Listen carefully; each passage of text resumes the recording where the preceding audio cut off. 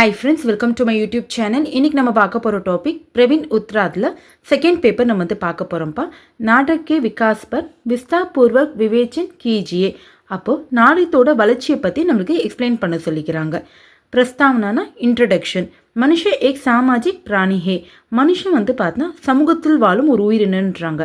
अन्य प्राणियों से उसका स्थान काफ़ी ऊपर है. इसका प्रमुख कारण उसकी चिंतना शक्ति और तर्क शक्ति है. மற்ற உயிரினங்களோட மனிதனோட நிலை வந்து பார்த்தீங்கன்னா சற்று உயரத்தில் இருக்குதுன்றாங்க. இதற்கு முக்கியமான ரீசன் வந்து பார்த்தீங்கன்னா அவங்களுடைய சிந்தனை மற்றும் பகுத்தறிவுன்றாங்க. பட் அந்நிய பிராணியோக்கி சமான் நைஹே. அவங்க மற்ற உயிரினங்கள் போல இல்லைன்றாங்கப்பா. மனுஷன் தவி மனுஷ கஹலாயா ஜாயேகா ஜப் உஸ்மே சாகித்ய ஓர் சங்கீத் கே பிரதி ருச்சி ஹோ. மனிதன் எப்பொழுது மனிதர் ஆகிறாங்கன்னா அவங்க இலக்கியத்துலேயும் சரி மியூசிக்லேயும் சரி ஆர்வம் இருக்கிறனால தான் மனிதர்கள் வந்து பார்த்திங்கன்னா மனிதராக இருக்கிறாங்களாம். नाटक मनुष्य के मन में मनोरंजन भरने के साथ अनेक भावनाएं भर देता है. நாடகம் வந்து பார்த்தா மனுஷனோட மனசில் ஒரு என்டர்டைன்மெண்ட்டுடன் நிறைய ஃபீலிங்ஸும் வந்து தருதுன்றாங்க. திருஷ்ய காவியனா திருஷ்யனா வந்து பார்த்தா பார்க்கறதுப்பா. அப்போ பார்க்கும் காவியம். பாரதிய பரம்பராமே நாடகி பிரதான்தா ஹே. இந்திய மரபுப்படி வந்து பார்த்தா நாடகத்துக்கு வந்து ஒரு தனி இடம் இருக்குதுன்றாங்க. இஸ்மே நேத்ர ததா கான் தோனோ இந்திரியம் கா காம் ஆத்தா ஹே.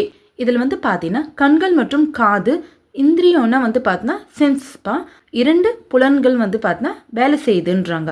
புராணே ஜமானேமே லோக் ஏக் சாத் பைட்கர் காவிய கா ஆனந்த் லேனா சாத்தே தே. அப்போ பண்டைய காலத்துலலாம் வந்து பார்த்தீங்கன்னா மக்கள்லாம் ஒன்றாக அமர்ந்து காவியத்தை ஆனந்தமாக ரசிச்சாங்களாம். இஸ்லியே உஸ் தினோமே நாட்டக்கோ பிரதந்தா தி ஜாத்தே தே. அந்த காலத்தில் வந்து பார்த்தா நாடகத்துக்கு வந்து முக்கியத்துவம் தந்துக்கிறாங்க. इसलिए 4 वेदों के बाद दृश्य काव्य को 5वां वेद माना गया है. நம்மளுக்கு வந்து ஆல்ரெடி வந்து பார்த்தா 4 வேதங்கள் நம்மளுக்கு வந்து தெரியும். ரிக்வேதம், அதர்வ வேதம், யஜுர்வேதம், சமவேதம். ஸோ இப்போ 5ஆவதாக வந்து பார்த்தா திருஷ்ய காவியத்தை வந்து எடுத்துனுக்கிறாங்க. இசை ரூபக் யா நாடக் कहते हैं. இது வந்து பார்த்தீங்கன்னா ரூபக் அல்லது நாடகம் சொல்லுவாங்கப்பா. ஏகாங்கி பி இசி கா ஏக் அங்கே. ஏகாங்கி வந்து பார்த்தீங்கன்னா இதோட ஒரு அங்கன்றாங்க. ஏகாங்கினா வந்து பார்த்தீங்கன்னா ஒரு சின்ன நாடகம்னு வாங்கப்பா. அதில் நிறைய கேரக்டர்ஸ் வந்து நம்மளுக்கு இருக்காது. ஒரு இன்சிடென்ட் பேஸ் பண்ணி தான் அந்த நாடகமே வந்து இருக்கும். நாடக் மகான் திருஷ்ய காவியே. நாடகத்தில் வந்து எது சிறந்ததுன்னு பார்த்தா பார்க்கும் காவியம் தான்றாங்க. நாடகம் பற்றி பார்க்கலாங்களா. नाटक को शास्त्रीय भाषा में रूपक कहते हैं. नाटक வந்து शास्त्रीय மொழியில் வந்து பார்த்தா ரூபக்குன்னுவாங்க. रूप का आरोप होने के कारण रूपक का नाम दिया गया है. நடிகர்களாக வந்து பார்த்தா பல உருவத்தில் நடிக்கிறதுனால தான் இதுக்கு ரூபக்குன்ற பேரே வந்ததுன்றாங்க. நாடக் में नट पर ராம் யா கிருஷ்ணன் கா ஆரோப் கியா ஜாத்தா ஹே.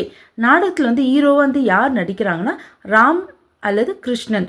इसलिए इसे रूपक कहते हैं. அதனால தான் இதை வந்து ரூபக்குன்றாங்க. நாடக் சப்திக்கு வியூபத்தி நட் शब्द से हुई. நாடக் என்ற வார்த்தை எதுலேருந்து வந்ததுன்னா நட் என்ற வார்த்தையிலேருந்து தான் வந்ததுப்பா. நட்கா அர்த் होता है नित्य करने वाला. நட்டோட மீனிங் வந்து பார்த்தீங்கன்னா நடனம் ஆடுபவருன்றாங்க. प्राचीन काल में नाटक में नित्य और गायन को பிரதான்தாதி. பண்டைய காலத்தில் நாடகத்தில் வந்து பார்த்தோன்னா ஆடலுக்கும் பாடலுக்கும் வந்து முக்கியத்துவம் தந்துக்கிறாங்கப்பா.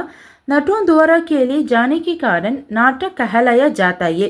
நடிகர்கள் மூலமாக அரங்கேற்றனால தான் இதுக்கு நாடகம் என்ற பெயரே வந்ததுன்றாங்க.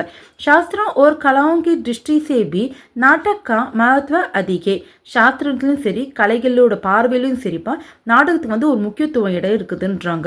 नाटक में कलाकार अपनी प्रतिभा को अद्भुत रूप से प्रकट करते हैं. நாடகத்தில் வந்து பார்த்தீங்கன்னா கலைஞர்கள் அவங்களுடைய திறமையை வந்து அவங்க வந்து வெளிப்படுத்துகிறாங்க. பாரம்பிக் காலமே நாடக் சாகித்ய. அப்போ ஆரம்ப காலத்தில் வந்து பார்த்தீங்கன்னா நாடக இலக்கியம் எப்படி இருந்ததுன்னு நம்ம பார்க்கலாங்களா. இந்தி சாகித்யக்கே பாரம்பிக் காலமே நாடக் சாகித்யக்கோ இத்தனா மகத்துவம் நயி தியா கயாத்தா. அப்போ இந்திய இலக்கியத்தில் வந்து பார்த்தீங்கன்னா ஆரம்ப காலத்தில் நாடக இலக்கியம் வந்து பார்த்தீங்கன்னா அந்தளவுக்கு வந்து இம்பார்ட்டன்ஸ் வந்து தந்ததில்லை. இந்தி நாடக் கா உத்தியோக 19वीं सदी के बाद ही शुरू हुआ. அப்போது 19वीं வந்து பார்த்தா 19ஆம் நூற்றாண்டுலப்பா இந்தி நாடகமே வந்து பார்த்தா வளர தொடங்கியதுன்றாங்க. கத்திய சாகித்ய விகாஸ் கே பாதி நாடக் கா பி விகாஸ் शुरू हुआ. அப்போது உரைநடை இலக்கியம் வளர்ந்த பிறகு தான் நாடகமே வந்து பார்த்தா டெவலப் பண்ண ஆரம்பிச்சிச்சுன்றாங்க. ஹரிச்சந்திர கே பூர் நாடக் சாகித்ய. ஹரிச்சந்திரனா இவர் வந்து ஆதரப்பா. இவருக்கு முன்னாடி नाटक इलक्ष्य एप्पड़ी இருந்ததுன்னு நம்ம பார்க்கலாங்களா. हिंदी नाटक साहित्य में भारत हरिश्चंद्र का नाम आदर सहित लिया जाता है. அப்போ இந்தி நாடக இலக்கியத்தில் பாரத் ஹரிச்சந்திர ஆத்தருடைய பெயர் பார்த்தா மதிக்கூடிய இடத்துல இருந்ததுன்றாங்க. பாரத் ஹரிச்சந்திர के पिता कविवर गिरिधर दास कृत नहुष ई पहला हिंदी नाटक माना जाता है. அப்போ ஆத்தருடைய அப்பா பேர் பார்த்தீங்கன்னா கவிவர் கிரிதர் தாஸ் பா. அவர் எழுதிய நவுஸ் தான் பார்த்தா இந்தியில் எழுதப்பட்ட முதல் நாடகன்றாங்க. ராஜா லக்ஷ்மண் சிங் கா शकुंतला हिंदी का दूसरा नाटक है. ராஜா லக்ஷ்மண் சிங் எழுதிய சகுந்தலா தான் இந்தியில் எழுதப்பட்ட இரண்டாவது நாடகன்றாங்க. இன்கா மூல் விஷய் ஆத்தியாத்மிக் யா பௌராணிகே.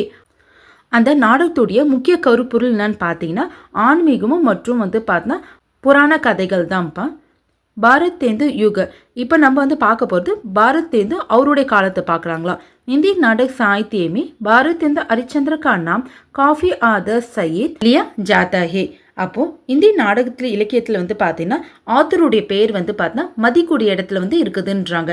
ஹே இ இந்தி நாடக் சாகித்ய ஜன்ம தாதா மானே ஜாத்தேன். அவர் இந்தி நாடக இலக்கியத்தில் பார்த்தா தந்தையாக கருதப்படுகிறாருன்றாங்க. இன்கா வைதேயி இன்சானா பவதி நாடக் சாகித்யக்கோ நயா ரூப் தியாத்தா. அவருடைய நாடக பெயர் பாருங்கப்பா வைதேயி இன்சானா பவதி. இந்தியில் நாடகத்தில் பார்த்தீங்கன்னா ஒரு புதிய திசையை ஏற்படுத்தியதுன்றாங்க. பிரேம் யோகினி முத்ரா ராட்சஸ் சத்ய ஹரிச்சந்திர चंद्रावली बारह दूरदर्शन नीलदेवी अंधेर नगरी आदि 14 नाटकों से नाटक साहित्य भरा गया.